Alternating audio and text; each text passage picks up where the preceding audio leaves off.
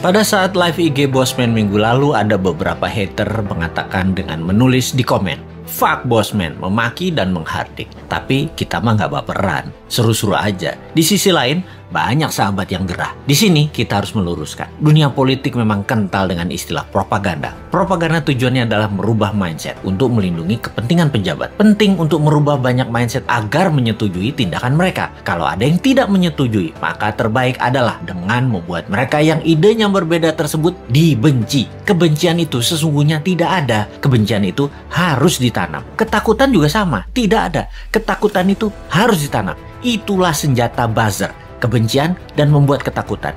Itulah tugas pelaksana propaganda yang dalam hal ini adalah mereka-mereka yang menamakan dirinya buzzer rupiah, yaitu mereka yang dibayar oleh pejabat untuk menyerang musuh-musuh politiknya. Tugas utama buzzer sekali lagi adalah mendengungkan kejelekan orang yang mengkritik tanpa solusi, tanpa niat memperbaiki. Sementara kaum Newmind jelas niatnya memperbaiki bangsa yang utama. Gayanya nyeleneh, tujuannya untuk mendapat perhatian. Sekali lagi, nyeleneh, lucu, koplak, tajam kalimatnya, tujuannya satu, agar dapat perhatian. Tapi kalau mental pejabatnya tipis, ketakutan, insecure karena jabatannya takut hilang, telinga tipis, emosi tak bisa jaga dan tidak dewasa, kritik segar bersolusi dikirimkan para Newminder, bikin hidup pejabat gelisah dan sengsara. Makanya panik mereka, ditugaskanlah pasukan buzzer yang jumlahnya 20 ribuan untuk menjadi pelindungnya. Begitulah kalau pejabat terdiri dari orang-orang yang tidak beriman, berlindungnya pakai buzzer, bukan pada Allah. Menanamkan kebencian itu program mematikan lawan politik. Ada sih sebenarnya dalam buku putih propaganda yang banyak diajarkan di akademi-akademi militer. Newmind itu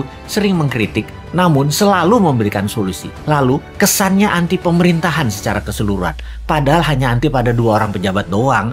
Karena dikesankan Newmind saat ini anti pemerintah, maka Newmind harus dipudarkan. Siapa yang melakukannya? Yang melakukannya adalah penggemar pejabat penguasa saat ini yang kebanyakan berciri-ciri, yaitu minoritas orang tajir beragama minoritas. Nah, kalimatnya ya, maaf kurang ajar ya, tapi saya nggak mau basa-basi. Atau yang mayoritas latar belakangnya namun terkena propaganda yang akhirnya tidak menyukai sisi seberang yang di framing jualan agama ke Arab-Araban plus dibungkus budaya Arab. Maaf, sekali lagi kalimat Bosman ini kali ini vulgar. Daripada basa-basi, mendem-mendem, mau realitanya gitu. Jadi begitu berhasil menggiring opini yang menganggap Bosman anti pemerintah, maka otak bawah sadar banyak orang digiring lagi oleh buzzer. Digeneralisir, Bosman itu oposisi, pendukung kadrun, dan pendukung partai kalah perang, Demokrat dan PKS. Cara kerja buzzer menggiring opini masyarakat memang begitu dan berhasil hingga saat ini membelah bangsa Indonesia menjadi 2. Sangat berhasil.